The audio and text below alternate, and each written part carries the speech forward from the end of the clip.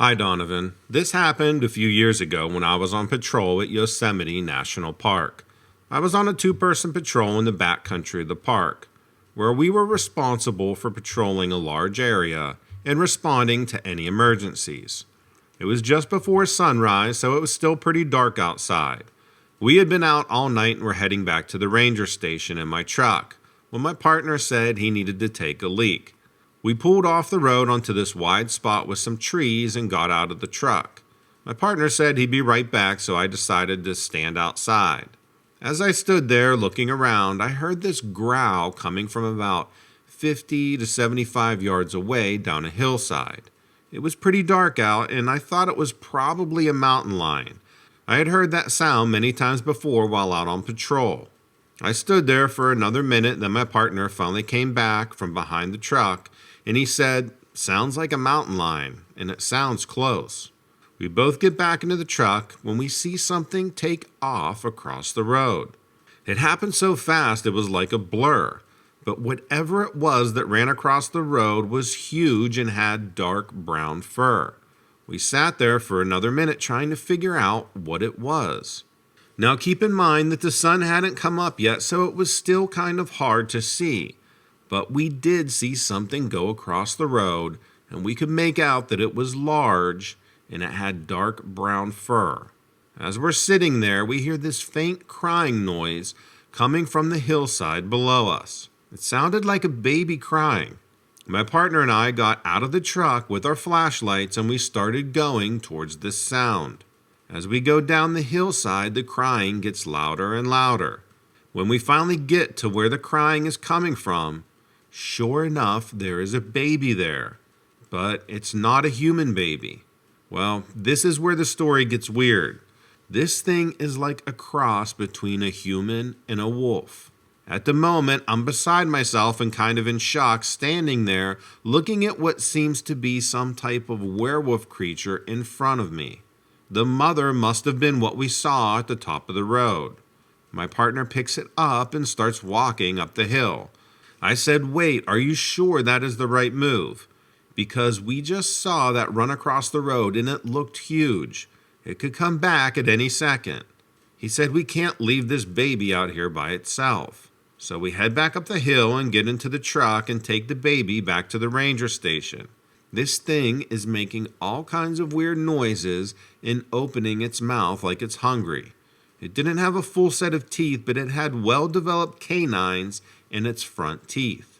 The morning shift came in about an hour after we got back to the station, and my boss said he was going to make some phone calls and he will take care of it. My partner and I went home for the day, but I thought about that little creature until my shift that night. Fast forward to that night when I came back into work, I asked around to some other rangers what happened to that baby that we brought in. They said, "What baby?" I told them what had happened and they kind of chuckled saying, "Yeah, right."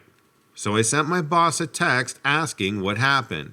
He said it's taken care of and that's the end of it. And don't mention this to anybody else. I pried again saying, "What do you mean? What happened to that baby?"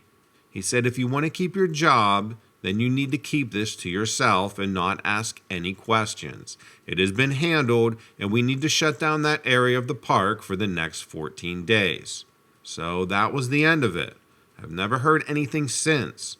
I left there last year and it's still a mystery to me what this thing was. But whatever it was, they don't want us to know, that is for sure." Hi Donovan, this happened just last week, so the story is still developing. I've been a park ranger for the last 12 years. I've worked in several different parks, but the majority of my time has been spent in one particular park. The park is surrounded by thousands of acres of undeveloped land, and there are only two roads that enter the park. Both are gravel and not maintained during the winter months.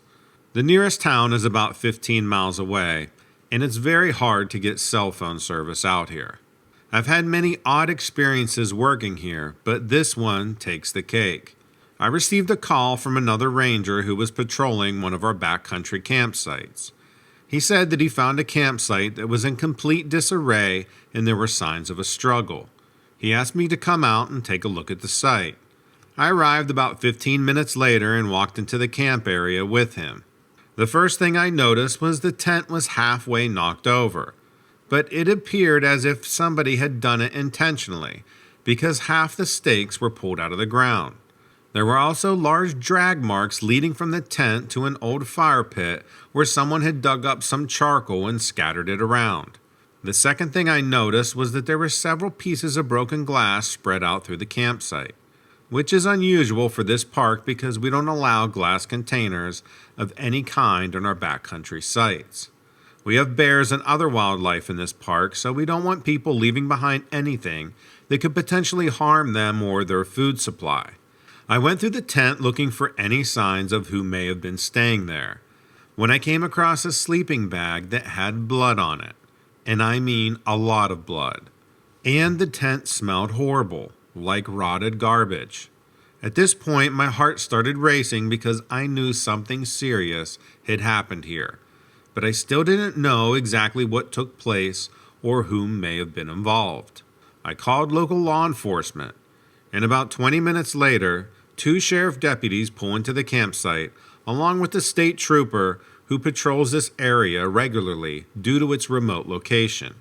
They went through the campsite and looked into the tent and found the blood-stained sleeping bag. They took pictures of everything and marked off the area so no one would come in and disturb anything. The sheriff's deputies had to put on masks because the smell was so strong inside of the tent. After they were done, I was able to talk to them about what had happened. They told me it looked like somebody was beaten and dragged outside the tent and into the woods. They found signs of a struggle and some large clumps of reddish-brown fur. It was much larger than the fur of a bear. Search and Rescue is actively searching for this man. I'm praying that we find him. Hi, Donovan. This happened last fall in southern Florida. I was driving down the road when out of nowhere a man runs in front of my patrol car. I didn't have time to stop, so I hit him at 40 miles per hour. As soon as I hit him, his body flew into the air and landed on the top of my car. It sounded like an explosion had gone off inside my car, and the windshield shattered from the impact. The man's body slid off my hood and fell onto the ground with a thud. I jumped out of my car and ran over to where he landed. His head had hit a rock that was sticking up from the ground, so there was blood everywhere. There were shards of glass stuck in his face, arms, legs, and chest, and he wasn't moving at all. I called for help on my radio while I checked for signs of life. When I touched his neck to feel a pulse, he was dead. No heartbeat, and he wasn't breathing. While I was on my radio looking at him, his head snapped up towards me with a look of pure rage on his face. He grabbed onto me with both hands and pulled me towards him until we were nose to nose. His eyes were glowing like red fireballs. He started screaming at me in some language that I've never heard before. It sounded like somebody was torturing animals right next to your ear. Then he bit down hard into my shoulder with his teeth. They felt like they were made out of steel or something because they cut right through my uniform shirt like it wasn't even there. I screamed at him to let go because it hurt like hell. But he kept biting harder into me until all that came out were gurgling sounds from deep within his throat. As soon as he stopped biting me, he let go and stood up straight again like nothing had happened. I grabbed my gun from its holster and pointed it at him. I told him to get on the ground, but he just stood there staring at me with those red eyes of his. He still had glass shards all over his face. I told him to get on the ground, and then he bends over and grabs a large rock and throws it at me. I didn't have time to dodge it, and it hits me in the chest, knocking me down. He threw it with such force. I aimed my weapon at him and pulled the trigger, shooting him in the chest 3 times. He didn't even flinch. The bullets went right through his chest without doing any damage. Blood was spraying everywhere, but he kept walking towards me like nothing happened. I emptied my entire clip into him, but he still kept coming towards me until the ambulance arrives. I could hear the sirens that made him turn away and start running into the woods. They started treating my bite wounds while I tried to explain what had happened. The guy died on impact with my car, so how could he still be walking around? It all happened so fast, it's like time slowed down or something when he came towards me. I could see every detail of his face, and everything around us was crystal clear. It felt like an eternity before he let go of my shoulder and stood up straight again. The ambulance took me to the hospital where they treated me for my wounds and gave me some painkillers for the bite marks on my shoulder. When I got home later, there were bite marks all over my shoulder and neck from him. My wife freaked out when she saw them all over. We had a team of police searching the woods for 5 hours looking for this man. There were no signs of him anywhere.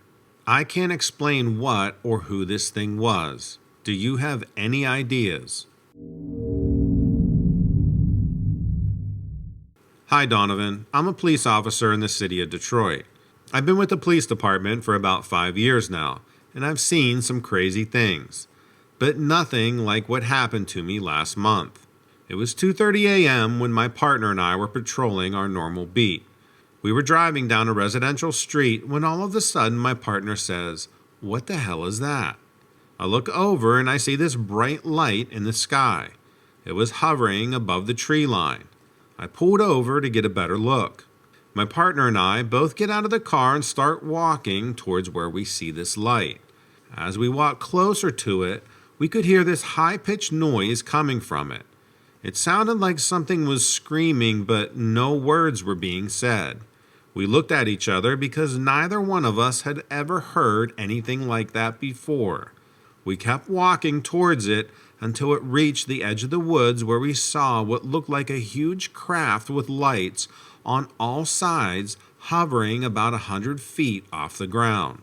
We stood there for about 5 minutes just watching this thing hover above us, making that screaming noise, until finally my partner says, "Let's go back to the car and call this in."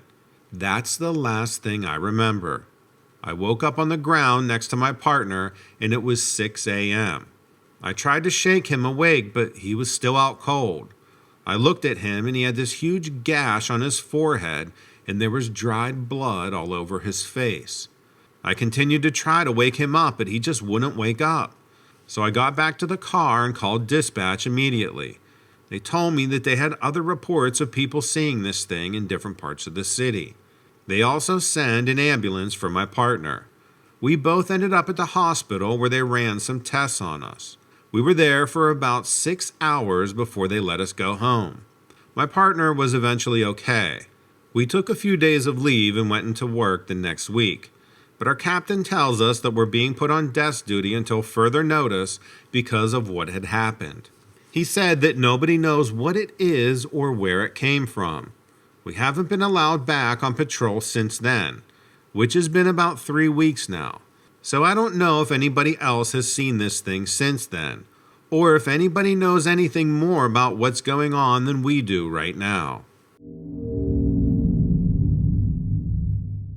And now a preview from the latest case on Donovan Dread True Crime. You can watch the full video by clicking the links in the description below. Summer Wells disappeared from her home on June 15, 2021. She was just 5 years old, a blonde, blue-eyed child from Rogersville, Tennessee. The Wells family lived on a rural property with a circular yard surrounded by trees.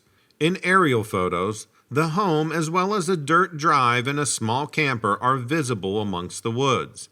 The property, searched by countless professional teams, was regularly described as rough. Photos show overgrown vegetation, thick and hard to get through, that search teams had to fight through over the first week. Seeing the photos, it's easy to imagine that Summer could have simply walked off into the forest, never to be seen again. Or did something more sinister happen to her that day? At the time of her disappearance, her family was gathered mainly at the front of the house. Summer had gone to the basement. The basement door was located at the back of the